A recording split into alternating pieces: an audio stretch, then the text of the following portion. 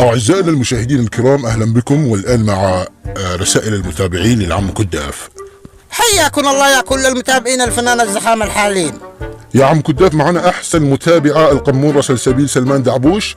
إيش تقول لها حسب طلب عمها يوسف دعبوش؟ أقول لها وسلسبيل الله يحفظك لأمك وأبوك وأمك يوسف سيشتري لك أحلى هدية. هو ما قال ولا شيء بس أنا حني ويوسف اشترى أحلى هدية، ماشي شحبسك في منخلة حق الشيخ طفاح، تمام ولا لا؟ ودف يوسف دعبوش ودف. خاطرك وسلسبيل سلمي لي على أبوك وعلى رشاد وصفاء، وحسك تنسين ابن عمك عبد الله يوسف. ماشي والله ما تحصل الا هديه. شكرا يا عم كداف. يقول لك البنت تشتي تدرس. تدرس؟ ايوه تدرس، ادرسي ونص مالك ومالهم، عشان لما تكبرين تبقين محاميه تدافعين عن المساكين، ولا اقول لك دكتوره الجن الذي ما معاهش لبياس.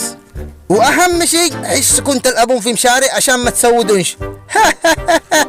مع السلامة أعزائي المشاهدين، نلقاكم في رسالة جديدة من رسائل متابعي العم كداف. مع السلامة، وتابعوا أمكم كداف ضروري.